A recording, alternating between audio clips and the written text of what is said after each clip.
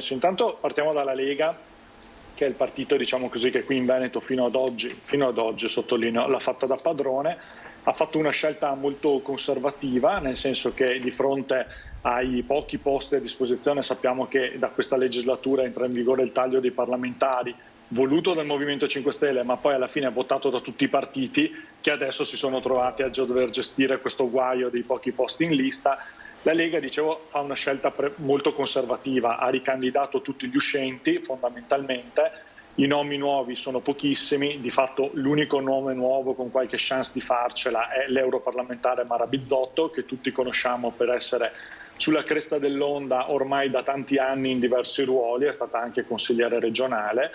con questo elemento che consegno al dibattito, e cioè che di fatto la fanno da padroni i salviniani, nel senso che degli uomini più vicini al presidente Luca Zaia, o più in generale anche quelli che non sono vicini a lui ma comunque gravitano attorno all'orbita della regione, che sono poi quelli che hanno dimostrato di avere i voti veri, perché alle regionali, come sappiamo, si va a preferenze, sono rimasti tutti esclusi, assessori regionali, consiglieri regionali, e invece sono stati ricandidati tutti i parlamentari, diciamo così, più vicini a Salvini, con uno spostamento, mi pare, abbastanza netto dell'asse del potere da Treviso, che è sempre stato un po' la capitale della Lega, esatto, in Veneto, a Padova e anche a Verona, dove sappiamo che c'è il vice segretario federale Fontana. Fratelli d'Italia, visto che hai ospite lì in studio Speranzon, diciamo così, io rilevo questo, c'è stato, diciamo così, il tentativo di allargare le liste a una nuova classe dirigente che giocoforza il partito della Meloni dovrà creare, perché se i consensi sono quelli di cui li accreditano i sondaggi, e io per carità glielo auguro, come auguro a tutti, di fare un ottimo risultato, sicuramente ci sarà bisogno di forze, questo lo dice anche Meloni, no? Tecnici, figure di governo. Ci sono, Nordio è sicuramente il nome più in vista di tutti, impredicato anche di diventare ministro della giustizia. C'è Gianmarco Mazzi a Verona, che è comunque un autore TV molto noto, quindi diciamo così un volto della cultura. Devo rilevare che accanto a questi nomi qui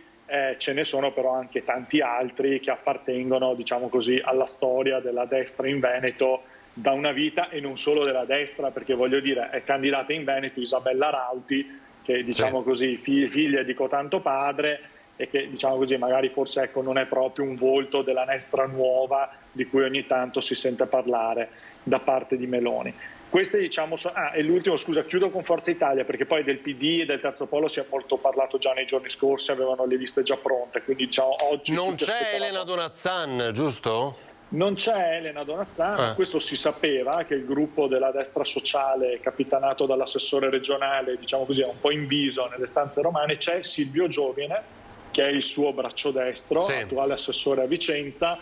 però diciamo così l'ha spuntata solo lui, in un momento in cui per una volta, diciamo così, i posti abbondavano da quelle parti, l'ha spuntata soltanto lui. Chiudo questa disamina rapidissima con Forza Italia, che diciamo così, ecco, continua qui il suo processo di dissoluzione. C'erano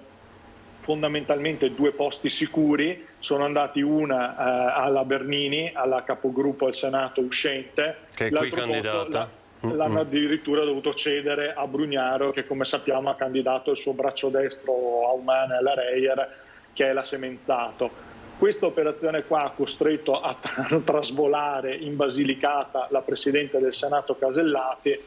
Ecco, diciamo che per la seconda carica dello Stato non è stato proprio un bellissimo gesto quello di essere espulsa dalla sua regione per approdare in Basilicata, che come ci ricorda Rocco Papaleo in un bellissimo film esiste, contrariamente a quello che molti pensano, però non è il suo collegio. Ah scusa, finisco davvero su Forza Italia. Tosi, capolista a Verona, e anche questo è indicativo del fatto che il sindaco di Verona è rientrato in pista alla stragrande, come già aveva fatto capire a tutti, nel senso che nel momento in cui a Verona aveva scelto di entrare in Forza Italia, nessuno di noi che segue la politica con un po' di attenzione aveva avuto dubbi sul fatto che di sicuro avrebbe avuto poi qualcosa in cambio, ed è puntualmente arrivato oggi capolista in collegio a Verona. Cosa